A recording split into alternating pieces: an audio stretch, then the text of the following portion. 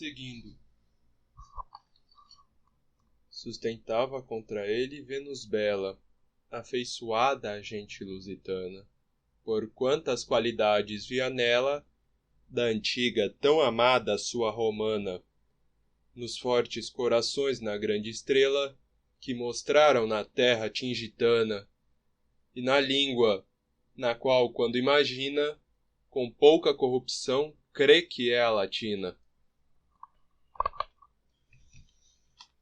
Aqui, o que está acontecendo? A gente está seguindo aquela ideia do Concílio dos Deuses.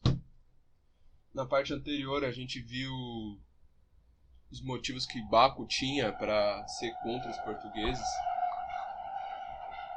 E então, agora, a gente está vendo o outro lado, que sustentava contra ele Vênus bela, afeiçoada a gente lusitana. Então, Baco está contra os portugueses e Vênus está a favor dos portugueses. Por quantas qualidades via nela, da antiga tão amada sua romana.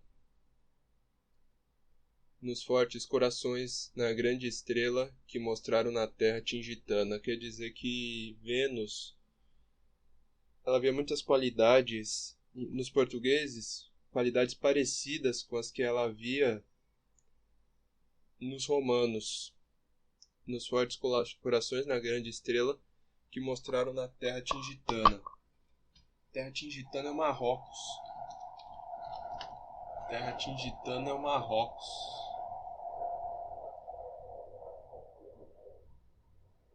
Aqui, ó. Mauritânia. Tingitânia foi uma província romana.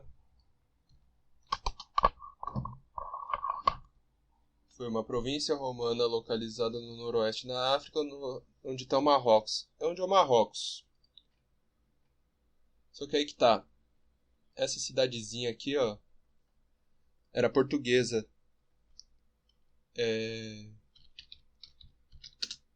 Agora é espanhola, mas na época que foi escrito o poema era portuguesa aqui, ó, a Batalha de Ceutas, a batalha que eles travaram na terra tingitana. Foi uma das batalhas mais importantes de Portugal, tanto que tá aqui, né, ficou histórico. Eu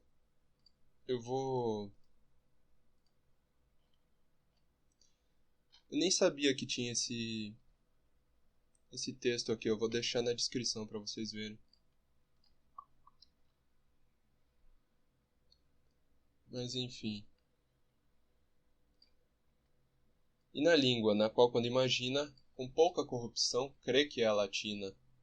Quando imagina, sem muita distração, quando ela ouve a língua portuguesa sem estar muito distraída, porque quando você está muito distraído, você confunde e qualquer coisa vira qualquer coisa. Só que mesmo com atenção assim, não muito dispersa, ela confunde português com latim, dando uma certa forma de imponência para a língua portuguesa, né? Que é isso que ele quer dizer aqui.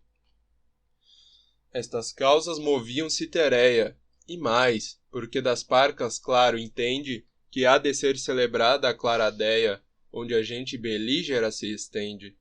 Assim que, um pela infâmia que a receia, e o outro, pelas honras que pretende, debatem e na perfia permanecem, a qualquer seus amigos favorecem.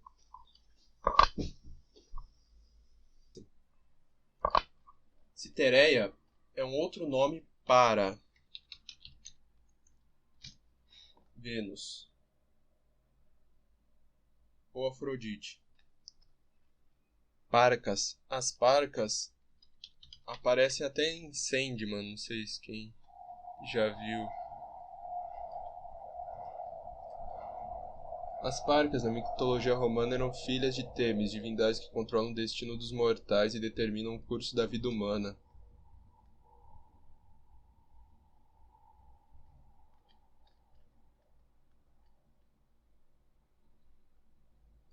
Essas figuras de tecelãs, né, elas tecem o destino da vida humana. São 3 irmãs. Então essas causas moviam Vênus e mais, porque das parcas claro entende que há de ser celebrada a claradeia, onde a gente belígera se estende. As causas dos portugueses lembrarem ela dos romanos moviam ela a defender os portugueses. Mas tinha mais que isso.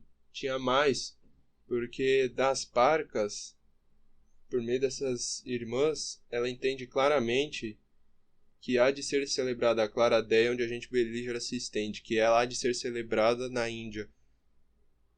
Voltando naquela ideia que a gente viu antes dos fados, o fado eterno já colocava Portugal num destino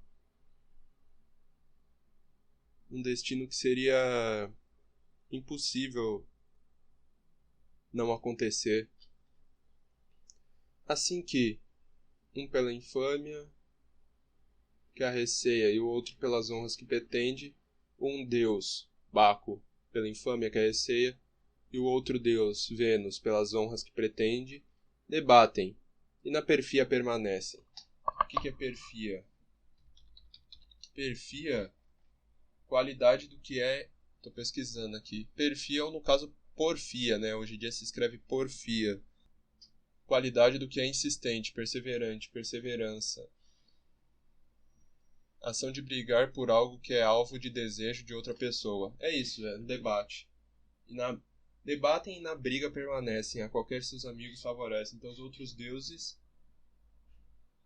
se juntavam e cada um defendia um lado.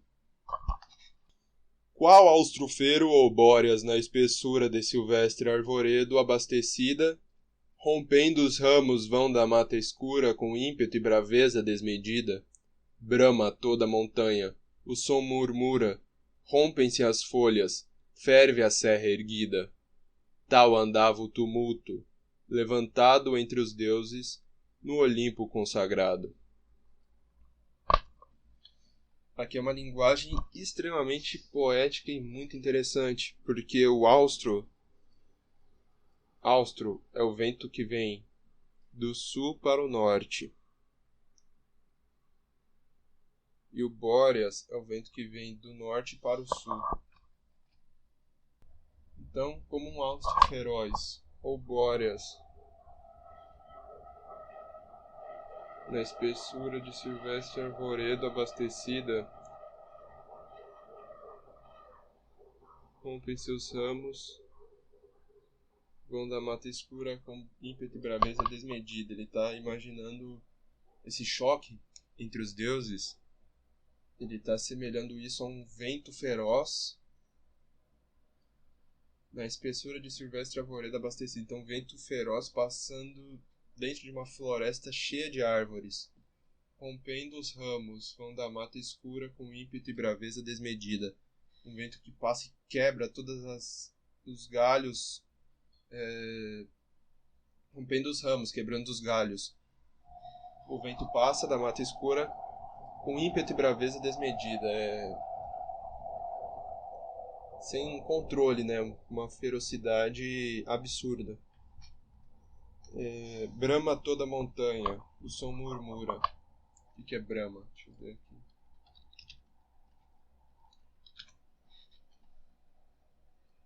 Soltar a voz, gritar. O som dos galhos quebrando são ouvidos por toda a montanha. O som murmura.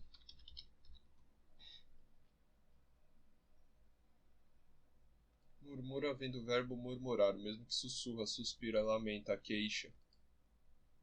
Lamúria.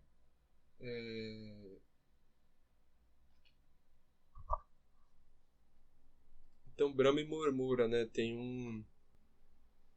uma ideia de opostos aqui, né? Toda montanha grita, o som murmura.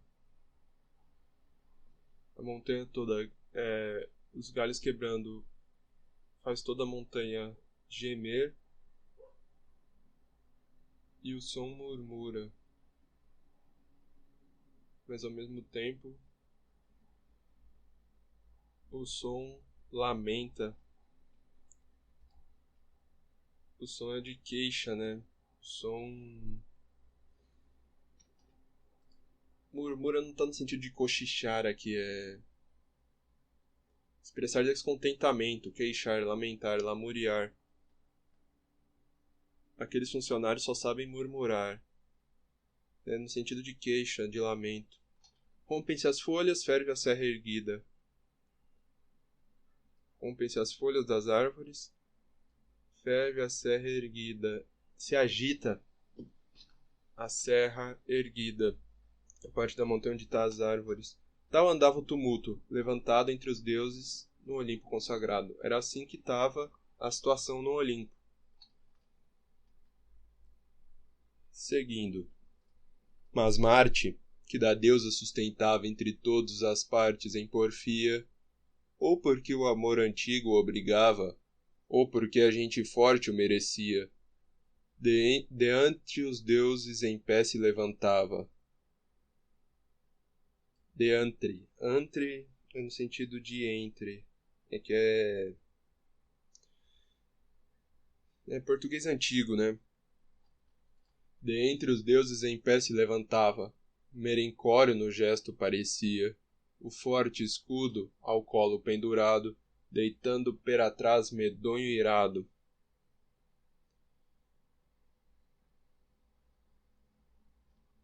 Então, nesse choque, nesse debate, Marte, que da deusa sustentava entre todas as partes em porfia, sustentava com vivacidade ao lado de Vênus, que sustentava de forma mais intensa, era Marte, era quem sustentava, quem apoiava Vênus com mais intensidade.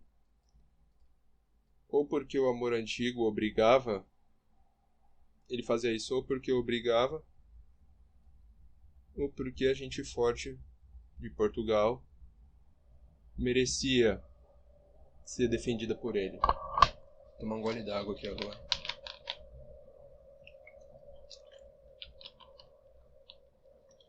De entre os deuses, em pé se levantava.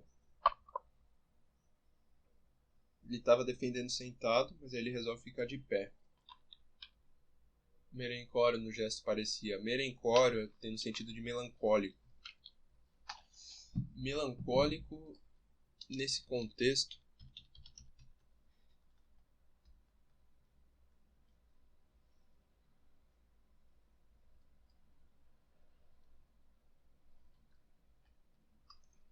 triste ou sombrio, que tende a sentir tristeza ou melancolia. É isso. Em pé se levantava, triste e melancólico. Merencório, melancólico, no gesto parecia. Ele parecia triste quando ele se levantou. O forte escudo ao colo pendurado. Colo é uma coisa muito interessante, que eu vi ontem isso. Colo, a gente pensa que colo é a coxa, né, o regaço. Só que colo tem um outro sentido. Aqui, ó. A parte do corpo humano formada pelo pescoço e ombro. Pescoço, gargalo. Embocadura estreita de alguma cavidade.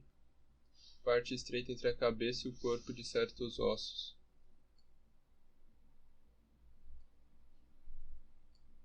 Então, pescoço ou ombro, né? Comum que ninguém segura um escudo no pescoço. Imagino que estava pendurado no ombro o escudo dele. Ao colo pendurado, então tipo, o escudo estava no ombro, protegendo o peito dele.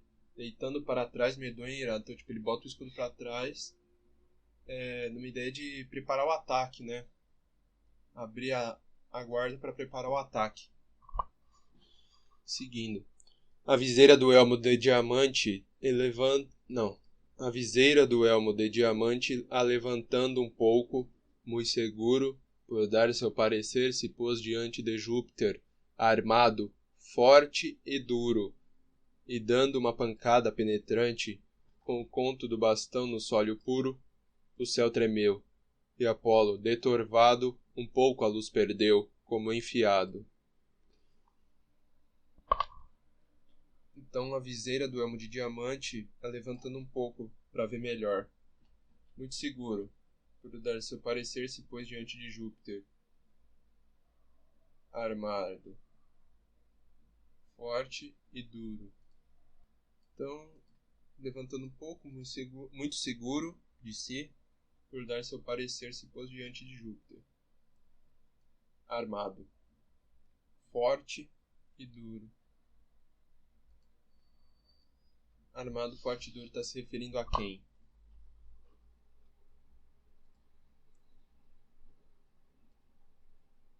Essa é a oração. Quem dá água a alguém, dá o seu parecer. Quem se põe diante de alguém, diante de Júpiter. Quem está armado é Júpiter ou é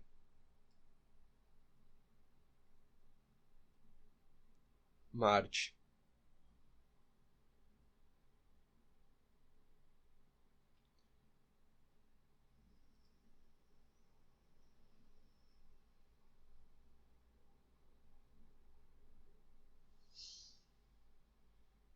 Se fosse Júpiter, estaria por dar seu parecer se pôs diante de Júpiter, que estava armado, forte e duro.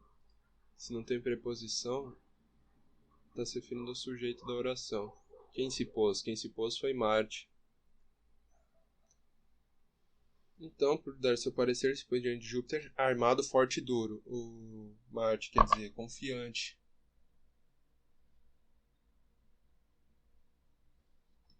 E dando uma pancada penetrante com o conto do bastão no sólio puro. E deu uma pancada com a ponta do bastão dele no trono de Júpiter. Sólio tem o sentido de trono. Assento do rei, trono, poder real. Assento do rei.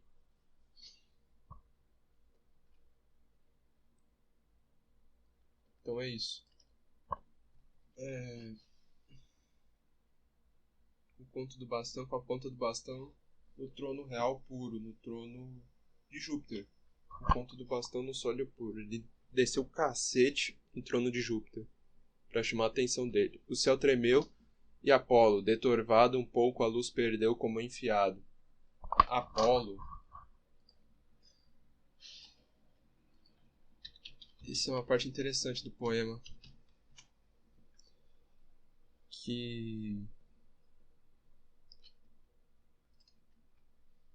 Ó quem de torvada a luz perdeu. Deus da verdade, profecia, cura doenças, música, poesia. Deus do equilíbrio e da razão. Depois que viu Marte bater no trono de Júpiter, o céu tremeu. E Apolo, deturvado, torvado tem o sentido de perturbado. Depois que ele viu o assassino, ele ficou tão perturbado que um pouco a luz perdeu. Luz pode ser no sentido iluminista do termo, pode ser, por que não? Razão, perdeu um pouco a razão, como enfiado. Enfiado tem um sentido figurado de que perdeu a cor com susto demasiado. Ele ficou tão assustado que perdeu a razão, que ele não entendeu o que estava acontecendo. Então o céu tremeu e Apolo, por tanta perturbação, um pouco a luz perdeu devido ao susto. Poderia ser dito assim, mas não seria tão bonito quanto... Não seria tão estético quanto como a forma que foi dito, né? Por isso que ele escreveu desse jeito. E disse assim: ó padre, agora é o Apolo falando diretamente para Júpiter depois de chamar a atenção dele. E disse assim: ó padre, a cujo império tudo aquilo obedece que criaste, se esta gente que busca outro hemisfério, cuja valia e obras tanto amaste, não queres que padeçam vitupério, como há já tanto tempo que ordenaste, não ouças mais, pois és juiz direito, razões de quem parece que é suspeito. O que ele está dizendo aqui? Ó padre. Padre, a gente já falou, não é no sentido católico do termo. Padre é um vocativo para os deuses. Ó padre, a cujo império tudo aquilo obedece que criaste.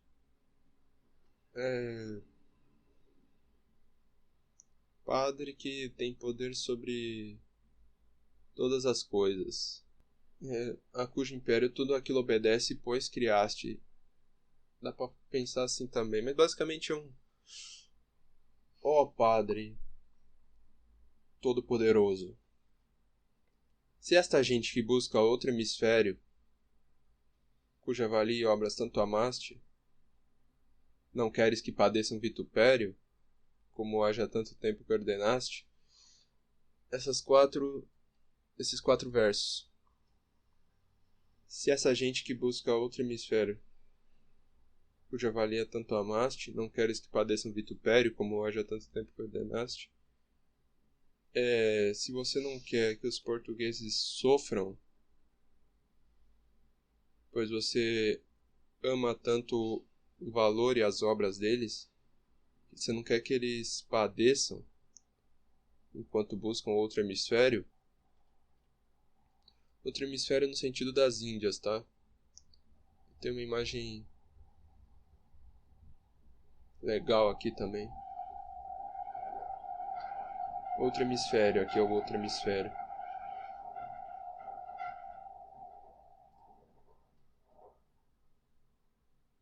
Não ouças mais, pois és juiz direito, razões de quem parece que é suspeito. Você não tem mais que ouvir, porque você é juiz direito, você pode mandar calar razões de quem parece que é suspeito. As pessoas que querem te convencer do contrário, de não deixar os portugueses chegarem nas Índias. Que se aqui a razão se não mostrasse vencida do temor demasiado, bem fora que aqui Bacchus... que é outro verso. Aqui é Apolo, continua falando para Júpiter. Que, se aqui a razão se não mostrasse vencida do temor demasiado, bem fora que aqui Bacchus sustentasse, pois que deluso vem seu tão privado. Mas esta tensão sua agora passe, porque enfim vem de estômago danado, que nunca tirará alheia inveja o bem que outrem merece e o céu deseja. Essa parte é legal. Então ele falando, não ouça razões de quem parece que é suspeito, pois se aqui a razão se não mostrasse vencida do temor demasiado, bem fora que aqui Bacchus sustentasse. Isso dá pra uma ideia de retomar isso daqui também, ó. Que Apolo um pouco a luz perdeu. Então se aqui, se não mostrasse, se o temor demasiado não vencesse a razão, seria natural que Baco apoiasse os portugueses, pois Luso vence o tão privado. Quem é Luso? Luso é uma pessoa. Quem que é Luso? Primeira coisa, vamos descobrir quem é o sujeito dessa oração. Quem é Luso? A gente sabe quem é o nome, mas qual é o referente de Luso? Luso é o suposto filho ou companheiro de Baco, o deus romano do vinho e do furor, a quem a mitologia romana terá atribuído a fundação da Lusitânia.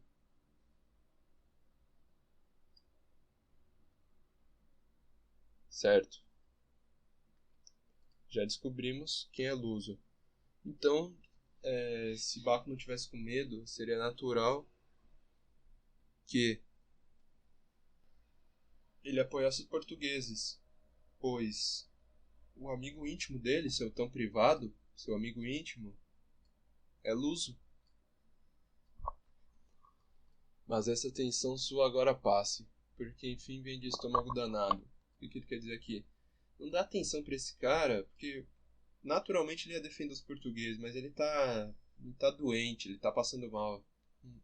Não ouve muito ele, não. Não ouça a razão de quem parece que é suspeito. basicamente. Que nunca tirará-lhe a inveja o bem que outrem merece e o céu deseja. Que não dá atenção para ele, que por ele estar de estômago danado, ele vai tentar impedir os portugueses de chegar nas Índias. Mas mesmo ele tentando isso, nunca tirará-lhe a inveja o bem que outrem merece e o céu deseja. A inveja de outra pessoa nunca vai tirar o bem que alguém merece e que o céu deseja para ela. Uma inveja de outra pessoa nunca vai tirar de você uma coisa que você merece e o céu deseja.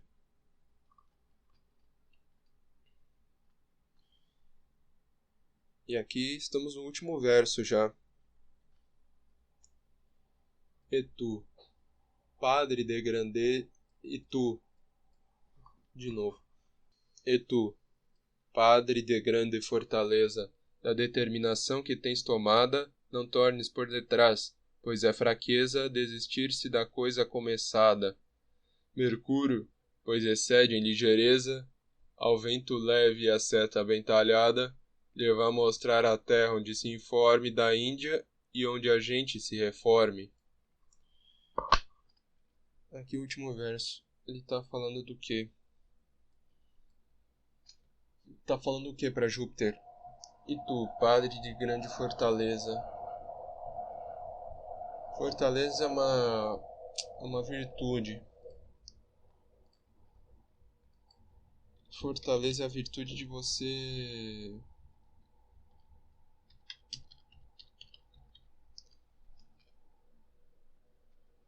é a virtude moral que dá segurança nas dificuldades, firmeza e constância na procura do bem. Então, padre de grande fortaleza, da determinação que tens tomada, da determinação de apoiar os portugueses, não tornes por detrás, pois é fraqueza desistir-se da coisa começada, não, como a gente falaria hoje, não peida na farofa, porque é fraqueza desistir-se da coisa começada. Coisa é coisa. Imagina que tem um i aqui. É fraqueza desistir-se de uma coisa começada, de parar no meio uma coisa que você começou. Isso é fraqueza, segundo Marte. Mercúrio, mensageiro dos deuses, pois excede em ligeireza, ao vento leve e a seta bem talhada, lhe vai mostrar a terra onde se informe da Índia e onde a gente se reforme. Esses 4 últimos versos. Lhe vai mostrar. Vai mostrar a quem? Quem que é o sujeito aqui? Que vai mostrar. Vasco da Gama. Então, mostrar o quê? Mostrar...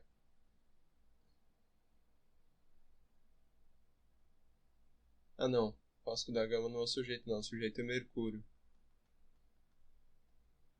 Vai mostrar para ele. Então, Vasco está fazendo função de objeto aqui. Então, quem vai mostrar? Mercúrio. E vai mostrar o que pro Vasco da Gama? A terra onde se informe da Índia e onde a gente se reforme. As pessoas se restabeleçam, se reforma é se restabelecer, se alimentar, se prover de suprimentos e esse tipo de coisa. Então, para mostrar para o Vasco da Gama a terra onde se informe da Índia e onde a gente se reforme, para isso mande Mercúrio, pois ele excede em ligeireza, ele é mais ligeiro que o vento leve, que a seta bem talhada, que a flecha bem lançada. Por causa desses atributos, eu quero que você escolha ele para mostrar a Vasco da Gama a terra onde ele se informe da Índia e onde a gente se reforme. É isso.